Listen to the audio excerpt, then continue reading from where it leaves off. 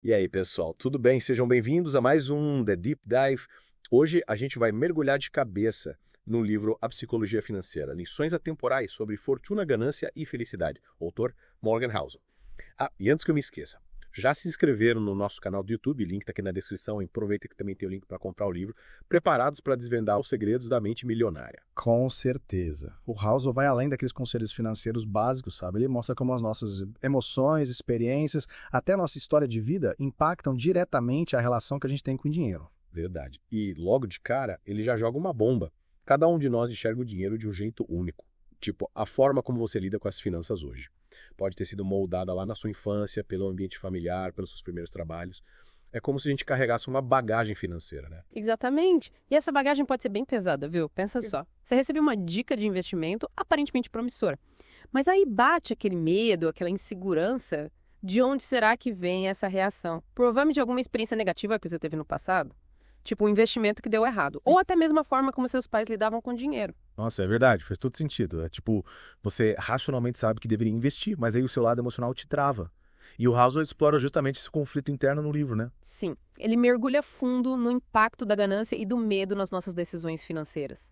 A ganância, por exemplo, nos coloca numa busca incessante por ter mais. Como se nunca fosse suficiente, a gente quer o carro do ano, a casa própria, a viagem dos sonhos. E acabamos caindo em armadilhas, fazendo investimentos arriscados ou até nos endividando. É a clássica frase, quem converte dinheiro em felicidade nunca terá dinheiro suficiente, né? Mas e o medo? Como ele age nas nossas finanças? O medo pode nos paralisar completamente. Imagina, você tem a oportunidade de investir num novo negócio, mas o medo de perder dinheiro te impede de dar o passo. Ou então você deixa seu dinheiro parado na poupança, rendendo quase nada, por medo de correr riscos. Entende? Totalmente. É como se a gente vivesse num eterno cabo de guerra entre a vontade de ter mais e o medo de perder tudo. Mas calma, o livro não é só sobre emoções. O Housel também apresenta um grande aliado, o tempo. É verdade. Ele usa o exemplo do Warren Buffett, um dos maiores investidores de todos os tempos, para ilustrar o poder dos juros compostos e da paciência. O Buffett construiu a fortuna dele investindo a longo prazo, sem se deixar levar pela euforia do mercado. E adivinha? Essa estratégia, aliada ao tempo, fez toda a diferença. Olha só, quem diria que o tempo seria a chave para a riqueza, hein? Mas a gente sabe que a vida não é feita só de investimentos, né? E o Housel também aborda a importância de ter uma base financeira sólida. Com certeza. Ele dá dicas valiosas sobre como controlar os gastos, viver abaixo do que a gente ganha e, principalmente, construir uma reserva de emergência. Ter aquela gordurinha guardada nos dá segurança e tranquilidade para lidar com os imprevistos da vida, né? E evita que a gente entre em pânico e tome decisões precipitadas quando algo inesperado acontece. Exatamente. E por falar em decisões precipitadas, você lembra daquela parte do livro que fala sobre a armadilha da comparação social? É de cortar o coração. Lembro, sim. É aquela história de ficar se comparando com os outros o tempo todo, né? Achando que o vizinho tem um carro melhor, que o amigo viaja mais, que o colega de trabalho ganha mais. É uma cilada bizarra. Totalmente. E o pior é que essa comparação rouba nossa paz e mina a nossa felicidade financeira. Afinal, sempre vai ter alguém com mais do que a gente, não é mesmo? O importante é focar na nossa própria jornada, nos nossos objetivos e conquistas. E celebrar cada passo dado, né? Afinal, a gente tem que comemorar as nossas vitórias. Mas, e para quem já está sentindo um pouco perdido nesse turbilhão de emoções e informações, o que o House sugere? Ele nos convida a cultivar duas virtudes essenciais: a humildade e o otimismo moderado. Ter humildade para reconhecer que a gente não sabe tudo, que estamos sempre aprendendo. E otimismo moderado para ter uma visão positiva, mais realista sobre o futuro. Humildade e otimismo. Que combinação inusitada. Me explica melhor como isso funciona no mundo das finanças. Pensa comigo. A humildade nos impede de achar que somos donos da verdade, que sabemos tudo sobre o mercado financeiro.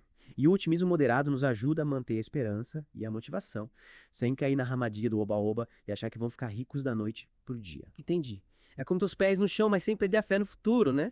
Mas antes da gente continuar essa conversa fascinante, aproveita para se inscrever no nosso canal do YouTube, link está aqui na descrição. E já voltamos com a segunda parte do nosso mergulho em A Psicologia Financeira. E aí? Me diz uma coisa. A gente parou falando da importância de ter humildade e otimismo moderado nas finanças. Como o Housel conecta essas ideias com a construção de riqueza a longo prazo? Ele argumenta que a gente precisa ter uma visão realista sobre o que é possível alcançar. Sem tentar adivinhar o futuro do mercado, sabe? É como se a gente tivesse que aceitar que não temos controle sobre tudo e que imprevistos acontecem. Tipo, não adianta ficar obcecado em prever o próximo grande crash da bolsa ou a próxima grande alta, né? É impossível ter esse controle total. Exatamente. O mercado é imprevisível por natureza. E aí, o que o Housel sugere? adotar uma estratégia de longo prazo. E manter um otimismo cauteloso, reconhecendo que o mercado tem ciclos e que os altos e baixos são normais. É como surfar uma onda gigante. Você precisa ter habilidade, mas também precisa respeitar a força da natureza. Ou seja, a gente precisa ter paciência e disciplina, né? Não é da noite para o dia que a gente constrói uma fortuna. É um processo, com seus altos e baixos, como você também lembrou.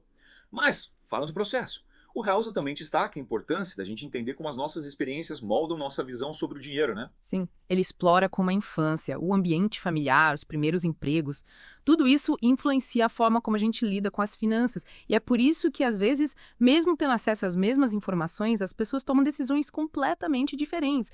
É como se cada um de nós tivesse um mapa financeiro próprio, moldado pelas nossas vivências. É verdade. Lembro que ele usa um exemplo bem interessante no livro, falando sobre como a experiência de ter vivido a Grande Depressão ou uma crise financeira pode moldar a visão de uma pessoa sobre o risco, mesmo décadas depois. É como se aquele trauma financeiro ficasse gravado na memória, influenciando as decisões futuras. É verdade. E isso mostra como a psicologia financeira é muito mais profunda do que a gente imagina. Não se trata apenas de números e planilhas, mas sim de entender as emoções, os traumas, as crenças, que influenciam as nossas decisões financeiras. É como desvendar um quebra-cabeça, onde cada peça representa um aspecto da nossa história de vida. E como a gente pode lidar com essa bagagem emocional? O House dá alguma dica prática no livro. Ele fala muito sobre a importância do autoconhecimento, de entendermos quais são os nossos gatilhos emocionais em relação ao dinheiro. Por exemplo, se você cresceu num ambiente de escassez, é natural que tenha mais medo de perder dinheiro. Reconhecer isso é o primeiro passo para lidar com essa emoção de forma mais consciente. É como se você estivesse acendendo a luz num quarto escuro, passando a enxergar os seus medos com mais clareza. E evitar que esse medo te paralise ou te leve a tomar decisões impulsivas, né? Exatamente.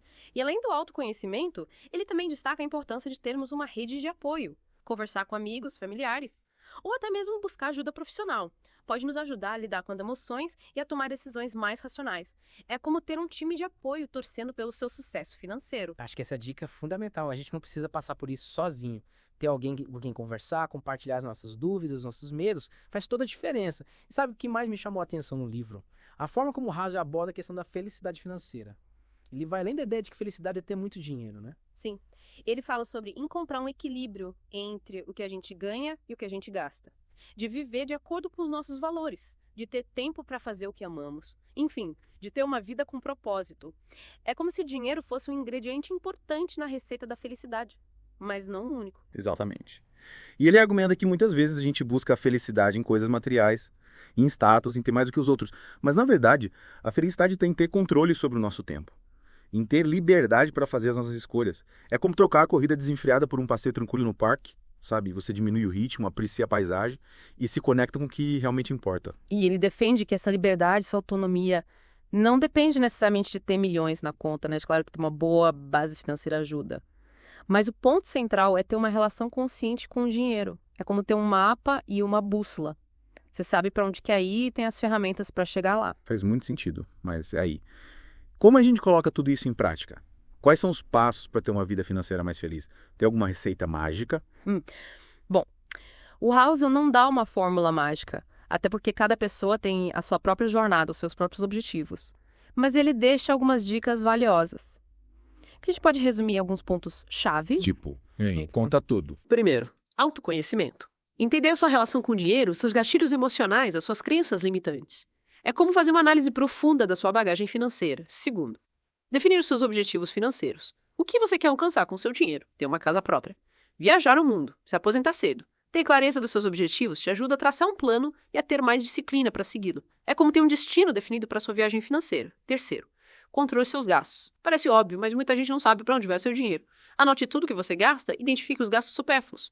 E corte o que for possível. É como fazer um detox financeiro, eliminando tudo o que não te faz bem. Quarto, invista o seu dinheiro. Não deixe o seu dinheiro parado na conta corrente, rendendo pouco ou nada. Busque investimentos que estejam de acordo com o seu perfil de risco e com seus objetivos de longo prazo. É como plantar uma semente e cuidar para que ela cresça e frutifique. E por fim, talvez o mais importante, tenha paciência. Construir uma vida financeira sólida leva tempo, dedicação, disciplina. Não espere resultados da noite para o dia. É como construir um castelo de areia. Você precisa ter paciência para colocar cada grão de areia no lugar certo. Nossa, quanta informação valiosa. Acho que essa é a grande sacada do livro. Ele nos mostra que o sucesso financeiro não é só ter muito dinheiro, mas sim ter uma relação saudável com ele. É como ter um relacionamento amoroso. Precisa ter respeito, compreensão e, acima de tudo, muito diálogo. Com certeza. E ter uma relação saudável com o dinheiro significa ter controle sobre ele. Usá-lo para alcançar os seus objetivos e não se deixar controlar por ele. É como domar um cavalo selvagem. No início é difícil, mas com o tempo você aprende a conduzi-lo para onde quiser. E por falar em domar os nossos impulsos, você lembra daquela parte do livro que fala sobre a comparação social? Aquela cilada que a gente comentou na primeira parte. O Hauser argumenta que essa mania de se comparar com os outros pode nos levar a um ciclo vicioso de insatisfação e frustração. É como se a gente estivesse sempre olhando para o jardim do vizinho, sem conseguir apreciar a beleza do nosso próprio jardim. É aquela história. Sempre vai ter alguém com mais dinheiro, com um carro mais novo, com casa maior. Se a gente ficar se comparando o tempo todo, nunca vamos ser felizes. É como tentar correr uma maratona usando os tênis de outra pessoa. Você nunca vai alcançar o seu potencial máximo. E aí o que ele sugere? Focar na nossa própria jornada, nos nossos próprios objetivos. E celebrar as nossas conquistas. É como se a gente estivesse criando o nosso próprio mapa da felicidade, com os nossos próprios pontos de referência. Acho que essa é a chave para a felicidade em qualquer área da vida, né? Ser grato pelo que a gente tem, reconhecer os nossos progressos e seguir em frente, sempre buscando evoluir. Mas, antes da gente mergulhar na última parte do nosso papo, queria lembrar a galera que o link para comprar o livro está aqui na descrição. E para quem já leu, conta pra gente nos comentários o que mais te impactou na leitura. Boa. Ah, estamos nós de volta para a última parte do nosso mergulho em a psicologia financeira. Nossa, parece que ontem que a gente começou, né? O tempo voa quando a gente está imerso num bom livro. Voa mesmo. E olha, o Hauser, ele deixou a gente com bastante alimento para pensar, né? Principalmente sobre como a gente define riqueza e sucesso. Ele vai muito além daquela ideia, sabe? De que dinheiro compra felicidade. Sim, total. Ele faz a gente questionar o que realmente importa. Ter uma montanha de dinheiro ou ter uma vida com um propósito, liberdade, tempo para fazer o que a gente ama. É isso aí. É como se ele dissesse, olha, dinheiro é importante sim, mas não é tudo. O que realmente importa é o que você faz com ele. É tipo usar o dinheiro para realizar sonhos, para ter mais tempo com quem a gente ama, para viver experiências memoráveis. Aí sim ele pode contribuir para a felicidade. Concordo. É como se dinheiro fosse um combustível, sabe? Se você coloca esse combustível num carro que está indo para um lugar incrível, ótimo. Mas se você coloca esse mesmo combustível num carro que está só andando em círculos, sem rumo, de que adianta? Sensacional essa analogia. E o Hauser destaca justamente isso, né? A verdadeira riqueza está em ter controle do seu tempo, liberdade para fazer suas escolhas e em viver de acordo com seus valores. É isso aí. E essa liberdade, essa autonomia, não depende necessariamente de ter milhões na conta, né? Não depende. Claro que ter uma boa base financeira ajuda, mas o ponto central é ter uma relação consciente com o dinheiro. Entender para onde ele está indo. E por quê? Faz muito sentido. É como ter um mapa e uma bússola. Lembra? Você sabe para onde quer ir e tem as ferramentas para chegar lá. Mas, para usar essas ferramentas com sabedoria, você precisa entender o terreno, os seus pontos fortes, os seus pontos fracos, os seus medos, as suas motivações. E aí, a gente volta para aquele ponto crucial. O autoconhecimento é fundamental. Sem dúvida. E o legal é que o livro não fica só na teoria, né? Ele dá várias dicas práticas. Controlar os gastos, construir uma reserva de emergência, investir com inteligência, pensando no longo prazo. Exatamente. E ele reforça a importância de ter paciência. Entender que construir riqueza é um processo gradual. Não é um esquema fique rico rápido. É um caminho de aprendizado, de crescimento. Como uma árvore que precisa de tempo para criar raízes fortes e dar frutos. Não é verdade? Como construir uma casa, né? Tijolo por tijolo, com cuidado, com um planejamento. E essa jornada, essa construção, pode ser tão gratificante quanto o resultado final. Com certeza. E no fim das contas, o que o Hauser nos mostra é que o sucesso financeiro não é só ter muito dinheiro, é sobre ter uma relação saudável com ele. É sobre usar o dinheiro como uma ferramenta para alcançar os seus objetivos e viver uma vida mais plena, mais feliz. É isso aí. E essa, pessoal, é a grande lição que a gente tira do livro A Psicologia Financeira. Esperamos que vocês tenham curtido essa viagem com a gente. E que levem as reflexões do livro para a vida. Afinal, como diria o Hauser, riqueza é o que você não vê. E antes de a gente se despedir, aquele último recadinho. O link para comprar o livro está aqui na descrição do episódio, para quem já leu. Conta pra gente nos comentários o que achou. Isso. Compartilhem suas experiências, suas dúvidas, seus insights. E não se esqueçam de se inscrever no canal e ativar as notificações para não perderem os próximos mergulhos.